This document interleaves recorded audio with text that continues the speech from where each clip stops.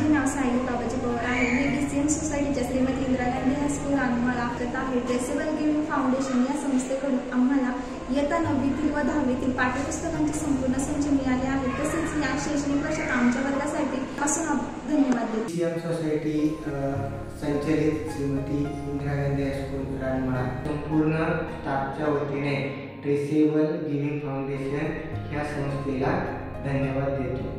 DCM society of India पुणेचे Shrimati Indira Gandhi high school Ranmala या ठिकाणी 1985 साली स्थापन करण्यात आले।